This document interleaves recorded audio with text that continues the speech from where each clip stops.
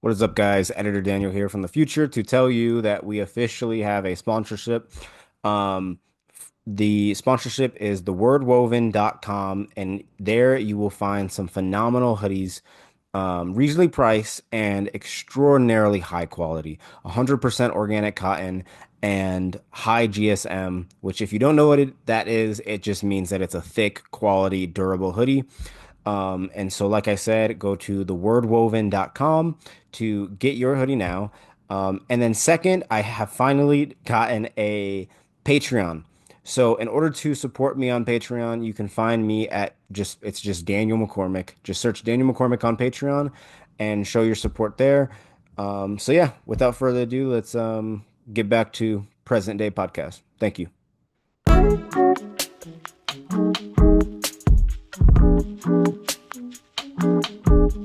Do it.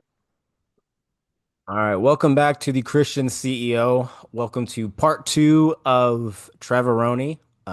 You guys, if you've already watched part one, you already know a little bit about him. But for the second episode, we are going to be doing an unscripted format.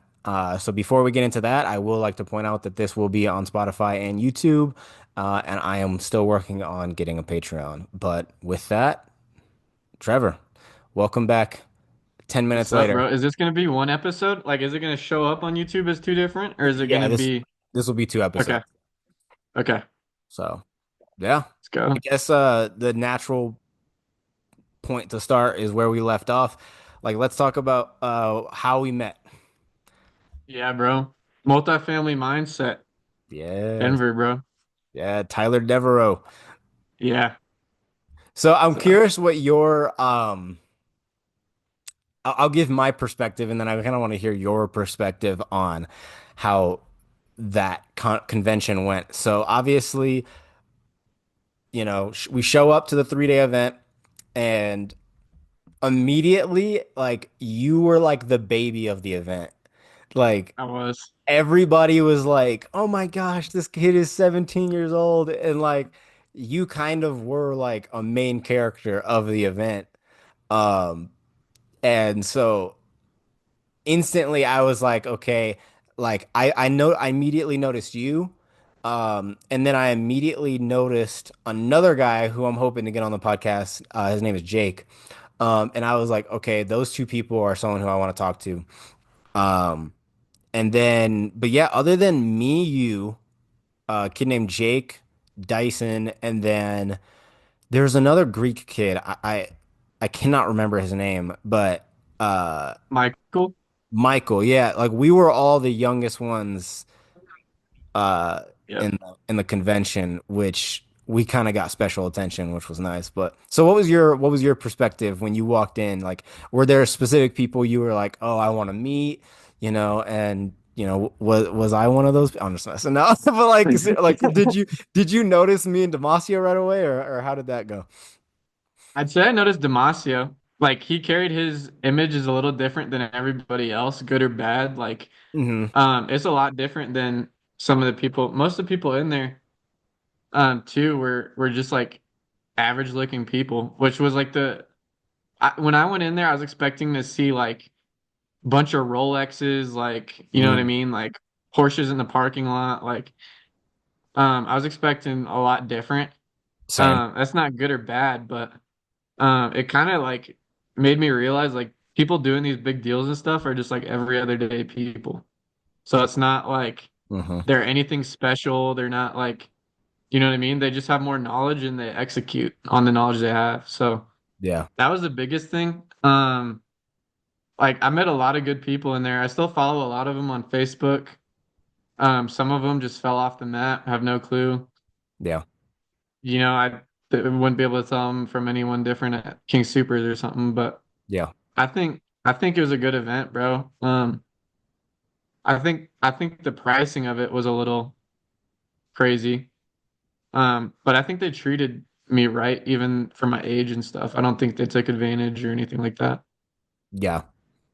Yeah. And so for someone who's never been to an event like that, we can kind of get into like our experience in the structure. And who knows, maybe this podcast will work its way up to Tyler Devereaux. And who knows what'll I don't happen with hate that. them. I don't hate them for any You know, part of it or yeah, anything like that. I think that so once again to get into so Tyler Devereaux has an ad on YouTube. He promotes a free class. I go to the free class in Loveland. Tyler Devereaux is not there. It's one of his employees. And then they tell you like, yeah, like for I think it was like 14.99. I could be wrong, but for like 14.99, you can go to this 3-day event. You just have to have like your payment ready like before you go there. And so we pay it, we go, um, and then once you're there, there's like um, there's the 3-day convention where he actually does show up. And then at the 3-day convention, you get a ton of knowledge for $1,500. But He then, showed up because it was Denver, and that was his first show or his first like event. I mm, think normally he wouldn't show up.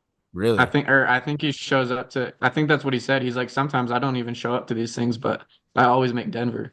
I remember him saying something like that.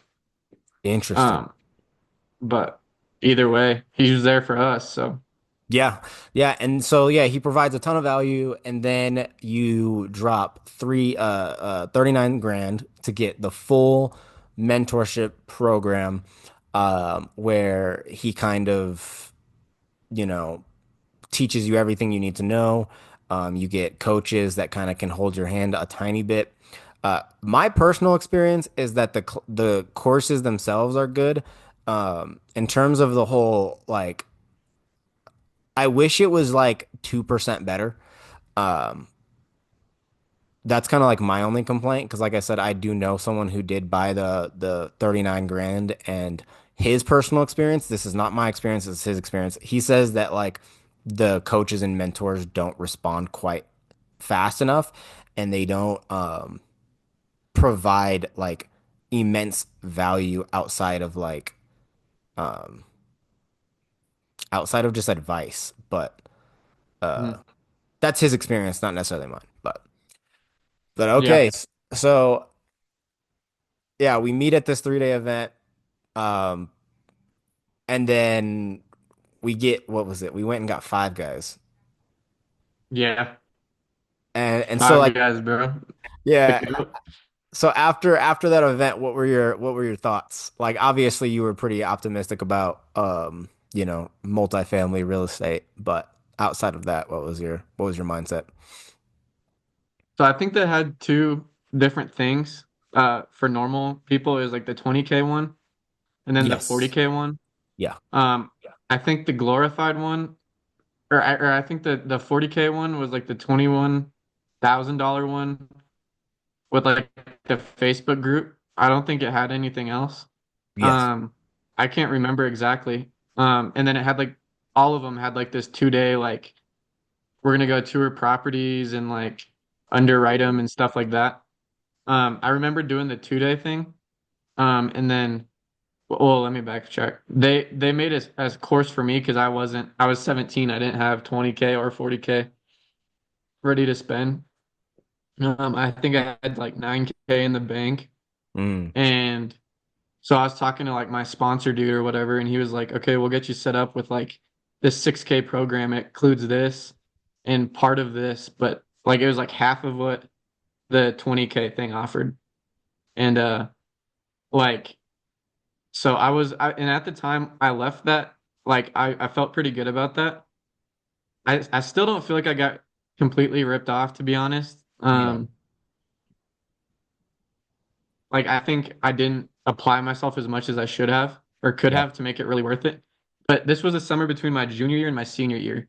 Mm, So it was like I got that course and the 2 day and all that stuff for 6K.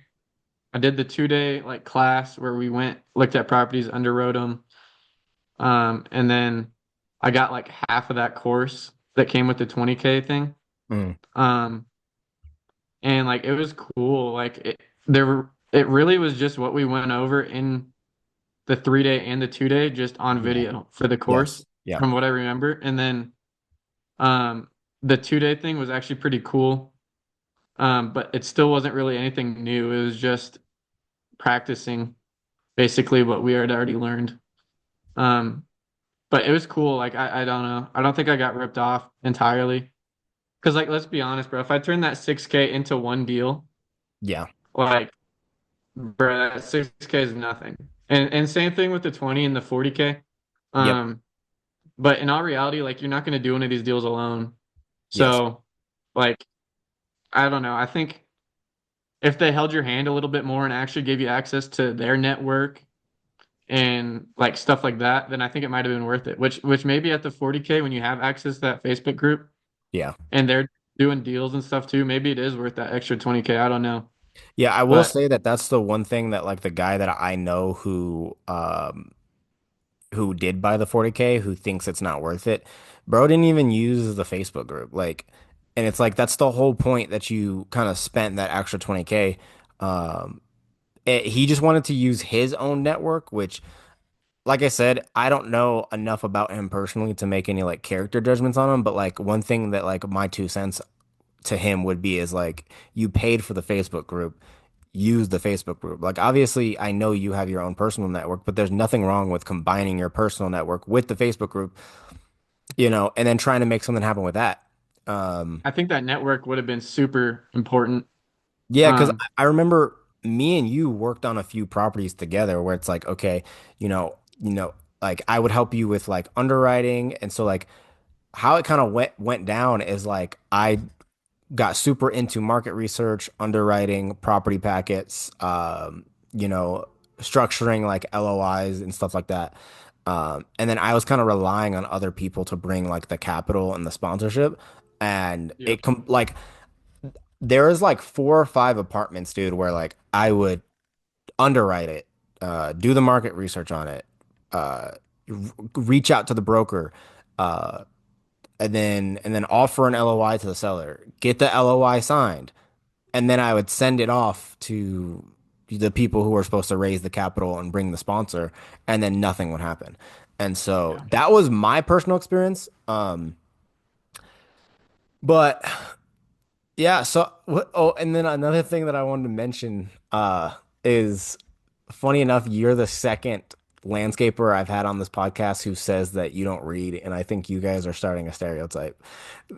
Dude, it might be a stereotype. It might. I think it's a thing. Yeah, dude, like he was like, I asked him the same question in the Blitz questions for last episode. I was like, "What's your favorite business book?" And he's like, "I don't read, dude."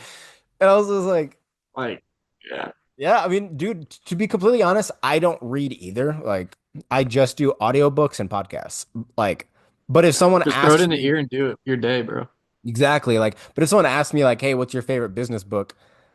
Technically, I listen to it, so I can still tell them what my favorite business book is. Um, Yeah. but podcasts are great too. Like I have a lot of podcasts that I like to listen to that are I would recommend Back to. to the multifamily thing. Yeah. Not to cut you off, change the subject or whatever, but like the people there that were like the sponsors, Hmm. um, like they were all like my biggest fan and stuff like that Hmm. until I gave them like the last penny of that 6K. Haven't heard from them since. No, hey, how you doing? Like, hey, you still working on that deal? Me and you actually got pretty close with a group from MFM on that deal down here in the Springs. Yeah. Remember that? It was like 216 units or something Yep. crazy like that. Yep. Um, Vista Peak and Yeah. Visby. like yeah, we were doing actually we got pretty far on that. Yeah. But when that deal like stopped, I was like it was like September of my senior year. Mm. And then I didn't get back into it because I had basketball, I had the landscaping thing, I had this, I had school 8 hours a day. I put the multifamily to a back burner. I want to get into it, bro. Again. Yeah. Yeah. Same. I don't want to, yeah, I don't want to completely throw out. I love the opportunity and stuff like that. I do think that network would have been huge because at the time, like, I was really motivated and into the multifamily. Yeah. I think if I would have had like that network and like the time, then I think I'd be saying different things now than about. Yeah. I I think think. that 40K would have been worth it, not gonna lie. Yeah. I think like kind of my plan, and me and you have talked obviously off camera about it a decent amount, and I think me and you still have the same sentiment that like what would be great is if like you, maybe we can like bring True into it and like a few other people. We all just go in on like a 40 unit, because then you get the non-recourse, which for anyone who doesn't know what non-recourse is, in real estate, once you buy a property that's over 40 units, it becomes a new asset type, which is non-recourse, meaning that the banking industry and the government sees it as a business, not an asset, which means that it won't affect your credit if you go upside down on it, which is hugely beneficial. And so with real estate, you have single family, which is anything from 1 to 4 units, and then from 5 to 39, it is multifamily recourse loans, and then from 49 or for 40 up, it's non-recourse multifamily. So, non-recourse is like a hugely beneficial aspect to multifamily. And so yeah, I think me, you, True, Damasio getting in on like a non-recourse, a 40 unit I think would the toughest part is really going to be a help. sponsor. Because don't you need a sponsor to get those? I think if it's affordable enough, there's a way around a sponsor. Or Okay. at the very least, I think it'll be a lot easier for us to get a sponsor if we say, "Hey, look, we found a deal, we underwrote it, and we have the capital. All we need is a signature." I think Right. we'll get a lot further. Whereas, like when you're doing Vista Peak, which is a $40 million property, and there's no way for us to, Can we just talk about how crazy that would have been though yeah, $40 million. to get that done? Like Which at the time, I would have been 22 and you would have been 18. 17, Or like, I think 18 actually. you Yeah, just turned 18. 18. Yeah. Yep.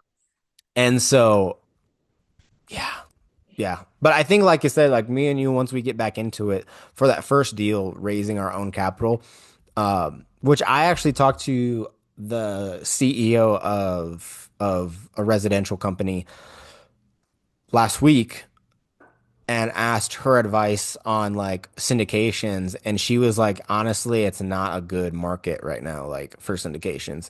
So Yeah. she was like, just like put your head down and focus on other ventures. uh, Focus on smaller stuff, but she was like syndications that are like 100 units and up, a lot of those are falling through. And what's kind of I interesting, take that stuff with a grain of salt, depending on who I hear it from. If I hear a yes. dude that's like flip, like I have a contact who does a ton of flips Mhm. and he doesn't do syndication because of like his certain reasoning. Right?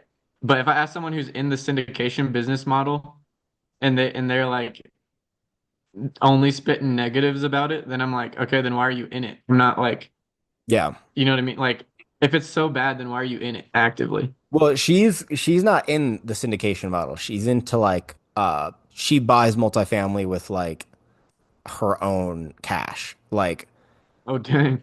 yeah, Okay. like so like she has, I believe, like, I'm probably not even gonna do this justice, but she's got like 4,000 doors. And That's so crazy. yeah, and so like she's gotten it to the point where she can buy properties with her own company's cash. So she's not syndicating, Yeah. cap raising. She's not, doing anything like that. Um, from what I understand from all the syndicators that I know, or at least not that I know, that I follow, all of them are doing like that, like 40 to 70 unit like range. So like her I think advice that's the kind cookie of, cutter. yeah, yeah, like her advice kind of carries into that from what I've been, seeing with the people that I follow. So it's interesting. I don't know. So, yeah, We got to get that first 40 unit down though. we do. Yeah. Dude, I'm looking this summer, bro. This summer, I'm getting back into real estate one way or another. Maybe they're doing flips or I'm doing multifamily or Yeah. the Burr method. Dude, I'm doing something with real estate this summer. So, Same. I think like I said, dude, I think me, you, True, and Demasio, I think we can make something happen. Um, just gotta, yeah, we just gotta save up and get something done. Because once that first one happens and like we can get, we can officially become like accredited investors, then yep. it gets. then it becomes new problems, but we'll Yeah, deal with those problems when we get there. But more fun. exactly. So in part one, we talked about that we would talk a little bit more about you know, um, specifics about your landscaping business. Okay. And so I kind of want to hear from you. How has like one, what are some of the um, contracts that you've gotten since you rebranded? Like if you're, willing to share some numbers, like you kind of shared a little bit of numbers in part one. You said like you had deals that were like um 70 grand. Like, are you still consistently signing those like big five-figure contracts or So that 70 grand I closed at the end of August. And then we worked on that from like August to September. Hmm. And then in September I hit the rebrand. And then since then I've gotten a couple different leads. Like I got this one up in the Broadmoor. Like they got a $1.4 million house. Hmm. They want a backyard for their kids. They want like tree houses, hot tubs, fire pit, Wow. big patio. They want slides coming down from the deck. They want Wow. it's pretty cool. I think that was probably going to be over 60K, 60, 70K probably. And then I just sent out a bid for a 40K. Um, like there's this one in Monument where it's a brand new HOA. And they require you to have a landscape done Hmm. within a year of you moving in. And the first house sold reached out to me. They want like a sunken in fire pit, Hmm. like huge extended covered deck, stamped patio concrete with a hot tub in the corner, Hmm. retaining wall down to a turf area. And you can't get into the HOA area or the neighborhood with the HOA without driving up this hill, and you'll see their back patio or their backyard in like the drive up into the neighborhood. So I'm Hmm. hoping to do that one for a little cheaper, and he let us put like a nice yard sign, like a nice like wood frame yard sign with some brochures in it. Nice. Um, if we sell that, then we can sell every house in the neighborhood. So Wow. uh, huge opportunity there. Um, I've sold a couple like smaller concrete walkways, like some stuff like that. But from October to when this podcast, like February 20th, it's all been off season. So not a lot of people are Yeah. thinking about like their dream backyard when it's 6 degrees outside and Yeah. there's a foot of snow on the ground. So the last couple days have been pretty nice. I've gotten a couple more leads, but um, yeah, I ordered some yard signs and then I'm about to start running ads this week too. Nice. So yeah, I'm gonna get ahead of it. At least if I can't do it, because there's still about like 2 feet of frost underneath the ground right now. So, Hmm. and with this stuff, you need to dig pretty deep for basin stuff like that. Get it properly done. So, but I'm gonna hit the ground running pretty soon here.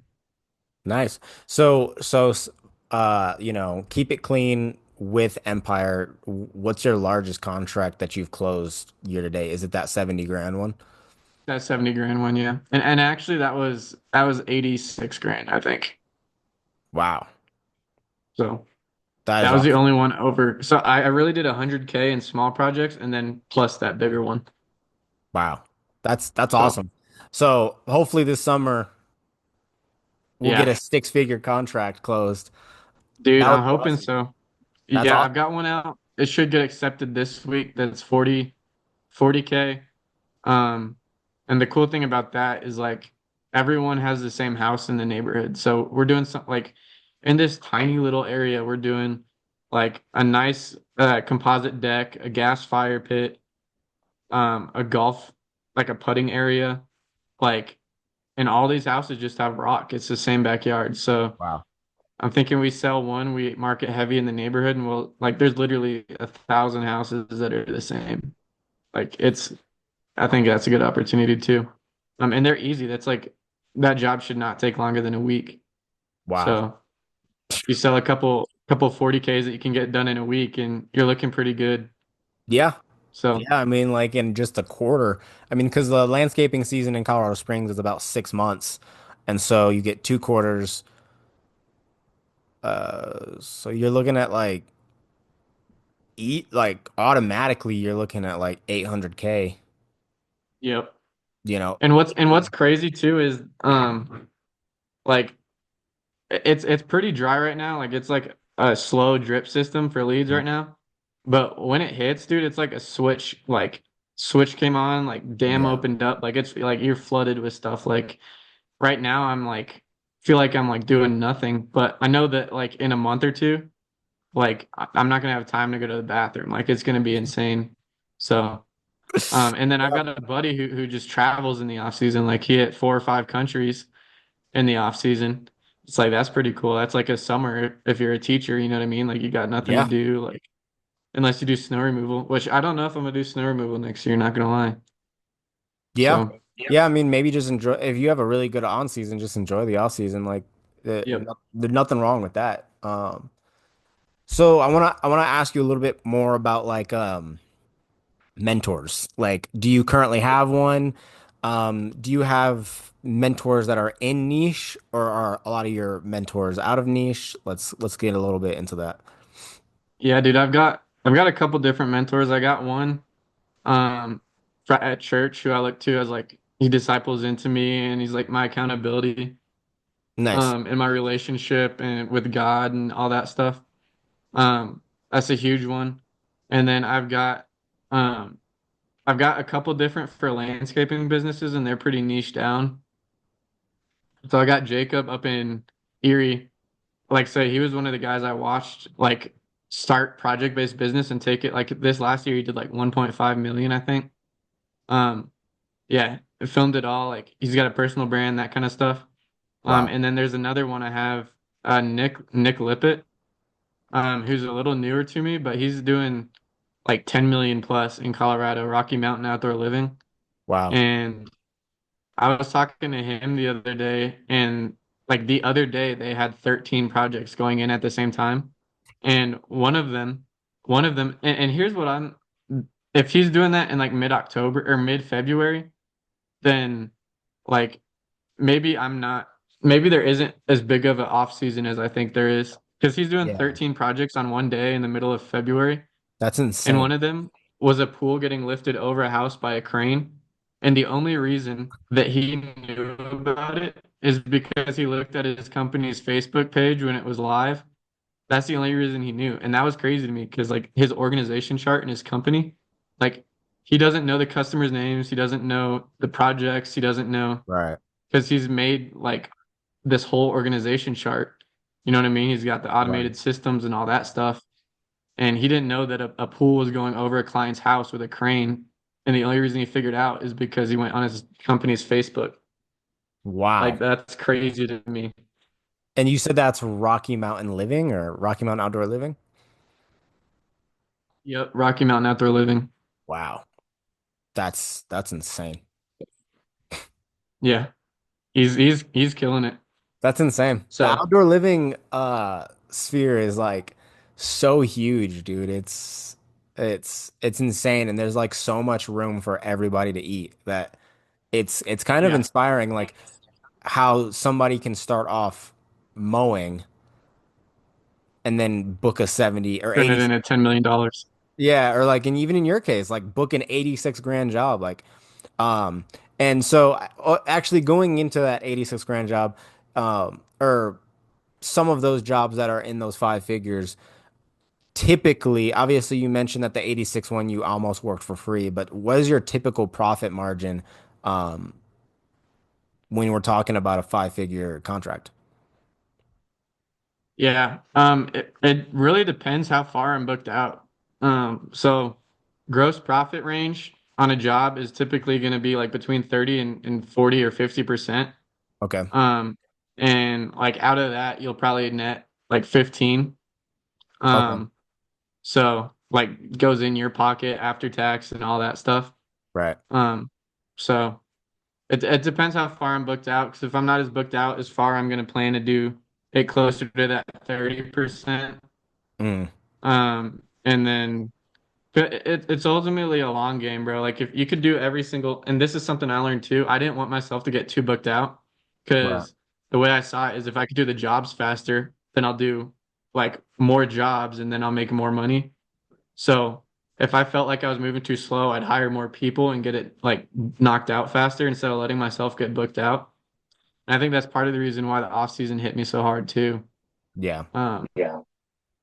So like these guys, like they're booked out like year, 2 years, like something crazy. But because of their brand and their references and their past experience and all that stuff, they can still land that client. Yeah. Yeah. That's So crazy. So, I mean, like 30 to 50% is like pretty insane for, I mean, even gross profit. And then if your net profit, I was gonna say like I would assume that like the goal would be with net profit to be anywhere from like that 7 to 15% range is probably like once you start dipping below 7%, it's just too low, it's too lean. And then that yeah, 15%, it's like that's a fat check. yeah, That's nice. So yeah, definitely. very good. So once again, we don't have paid Zoom, so we have 4 minutes left. Do you have any comments that you Time flies, personally, bro. time does fly. Do you have any comments that you personally want to make? Where can people find you? Uh, that whole spiel. Go. Yeah, bro. You can follow me on Instagram. I don't have a lot of content. I'm not gonna lie. That's something I'm gonna step up this summer. You can follow my personal. It's Trevor Roney. And then the company is Empire Outdoor Living with Yep. a Y. So I don't know if you guys can see, but with a Yeah. Y. It's pretty crystal clear. We Um, got you. is it? Okay, good. Yep. Um, yeah, just follow me on there. I'll be posting a lot more this summer. So I was talking a little bit with you about this, but I want to build a personal brand this summer. So we got a buddy, Chase Gallagher. His personal brand's crazy. Like any necessity, pretty much he has a sponsor for. So Yeah, I was actually on his page and I actually reached out to him for a podcast episode. Yeah, his personal brand is phenomenal. I mean, like he does everything from fitness to travel to business. Like it and he's not like obviously he's not like an Andrew Tate or like he's not world famous by any means, but it just goes to show you don't have to be world famous to have high quality personal brand. Like yep. there's a lot on his page alone that I was like studying and I was like, I'm going to apply this when I start my personal brand, which this podcast is a part of establishing that personal brand. So, but that's very Yeah. cool. So we have 3 more minutes. In 5 years, where's Trevor? Is he still doing outdoor living? Obviously, we talked about you're branching into real estate. So outside of outdoor living and real estate and personal brand, what else? Married. I'm gonna hit the gym. I'm gonna be jacked. Nice. Um, let's see. Big real estate portfolio. Yep. Um, I want to I want to do missions as well. I don't Beautiful. know what that looks like. I didn't think I had like a calling or like whatever to do that.